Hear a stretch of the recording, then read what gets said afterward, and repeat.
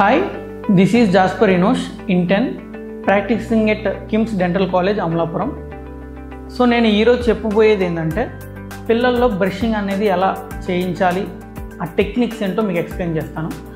దానికంటే ముందు అసలు బ్రషింగ్ అనేది ఎప్పుడు స్టార్ట్ చేయాలి అనేది మీరు తెలుసుకోవాలి. అరౌండ్ 6 months అంటే 6 నెలల వయసులో ఉన్నప్పుడే మొదటి దంతం అనేది వస్తుంది. అప్పటి నుంచి బ్రషింగ్ అనేది మనం స్టార్ట్ చేయాలి. ఎలాంటి బ్రష్ వాడాలి? బేబీ టూత్ బ్రష్ లేకపోతే ఫింగర్ టూత్ బ్రష్లు అనేవి మనం వాడచ్చు. బ్రష్ మీద పేస్ట్ అనేది ఎంత వేసుకోవాలి అంటే మొదటి దంతం వచ్చినప్పటి నుంచి 3 సంవత్సరాల వరకు స్మియర్ లేయర్ అనగా సన్నటి పొరంత పేస్ట్ని బ్రష్ మీద వేసుకొని బ్రష్ అనేది చేయాలి. 3 సంవత్సరాల నుంచి 6 సంవత్సరాల వరకు పీనట్ షేప్ అనగా బఠానీ గింజ అంత పేస్ట్ని, బఠానీ గింజ అయితే ఎంతైతే ఉందో అంత పేస్ట్ మాత్రమే బ్రష్ మీద వేసుకొని బ్రషింగ్ అనేది చేయడం అనేది చాలా ఇంపార్టెంట్. ఇంకొకటి ఏంటంటే రోజుకి 2 సార్లు బ్రష్ చేయడం అనేది చాలా మంచిది.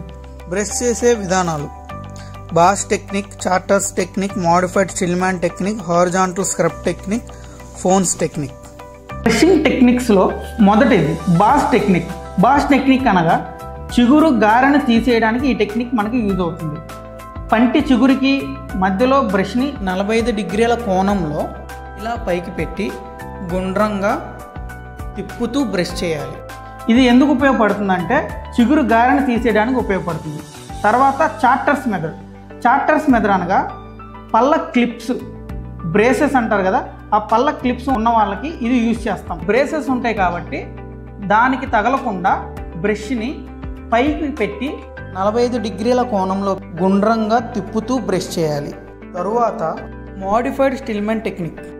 సగం బ్రష్ ఏమో పంటి మీద, సగం బ్రష్ ఏమో చిగురు మీద పెట్టి ఇలా గుండ్రంగా తిప్పుతూ కింది వైపుకు అనగా పంటి వైపుకు నెడుతూ బ్రషింగ్ అనేది చేయాలి. తరువాత హారిజాంటల్ స్క్రబ్ టెక్నిక్. ఇందులో బ్రష్ని 90 డిగ్రీల కోణంలో పెట్టి ముందుకి వెనక్కి నెడుతూ బ్రషింగ్ చేయాలి. తరువాత ఫోన్స్ టెక్నిక్. ఈ ఫోన్స్ టెక్నిక్ని పిల్లలు చాలా త్వరగా అర్థం చేసుకుంటారు, చాలా త్వరగా అలవాటు పడతారు.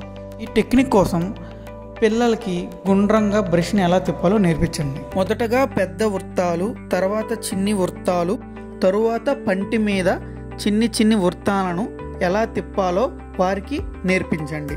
ఆ విధంగా పిల్లలకి బ్రషింగ్ అనేది ఎలా చేయాలో చెప్పండి. బ్రషింగ్ టెక్నిక్స్ గురించి మీకు ఎక్స్ప్లెయిన్ చేశాను. బ్రషింగ్ ఒకటి ఇంపార్టెంట్ కాదండి, నాలుకను శుభ్రపరచుకోవడం కూడా చాలా ముఖ్యం. కాకపోతే నాలుకను శుభ్రపరచుకోవడానికి ప్లాస్టిక్ టంగ్ క్లీనర్ మాత్రమే వాడాలి. ఎందుకంటే రుచి మొగ్గలకి ఎలాంటి హాని అనేది జరగకూడదు. తరువాత పంటికి మధ్య ఉన్న గారెను తీసివేయడానికి ఫ్లాసింగ్ విధానాన్ని ఉపయోగిస్తాం. ఫ్లాసింగ్ చేసే విధానాలు 2 రకాలు. ఒకటి స్టింగ్ మెథడ్, రెండోది లూప్ మెథడ్. ఇది స్టింగ్ మెథడ్ ఆఫ్ ఫ్లాసింగ్, ఇది లూప్ మెథడ్. స్టింగ్ మెథడ్లో 18 ఇంచుల ఫ్లాస్ని మీ మధ్య వేలికి చుట్టుకోవలను. తరువాత 1 లేదా 2 ఇంచుల ఫ్లాస్ని వదిలి మీ చూపుడు వేలు మరియు బొటన వేలుతో పట్టుకోవలను. ఆ తరువాత ఫ్లాస్ని మీ దంతాల మధ్యలో పెట్టుకొని ముందుకి వెనక్కి నెడుతూ శుభ్రపరచవలను. తరువాత ఫ్లాస్ని మీ దంతం చుట్టూ సి ఆకారంలో మలిచి ముందుకి వెనక్కి నెడుతూ శుభ్రపరచవలను. తరువాత లూప్ మెథడ్.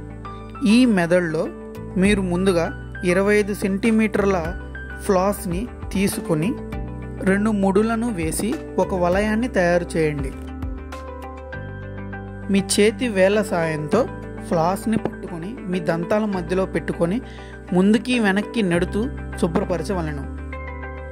తరచుగా ఇలా శుభ్రం చేసుకోవడం వల్ల మీ చిగురులు చాలా ఆరోగ్యంగా ఉంటాయి. ఇదిగోండి, ఇది నేను తయారు చేసిన టూత్ బ్రష్. ఇది సైకిల్ యొక్క హ్యాండ్ గ్రిప్ అండి. ఇది వచ్చేసరికి చిన్నపిల్లలు బేబీ టూత్ బ్రష్. ఈ రెండింటికి మధ్యలో పిఓపి వేసాను. ఇది వికలాంగులు మరియు మెంటల్లీ రిటార్డెడ్ పిల్లలకి ఉపయోగపడుతుంది. వాళ్ళకి గ్రిప్ ఉంటుంది, పట్టుకోవడానికి బ్రష్ చేయడానికి కూడా ఈజీగా ఉంటుంది. ఇవండి బ్రషింగ్, ఫ్లోసింగ్ చేసే విధానాలు. అందరికీ అర్థమైందని, ఆచరిస్తారని ఆశిస్తూ సెలవు తీసుకుంటున్నాను. ధన్యవాదములు.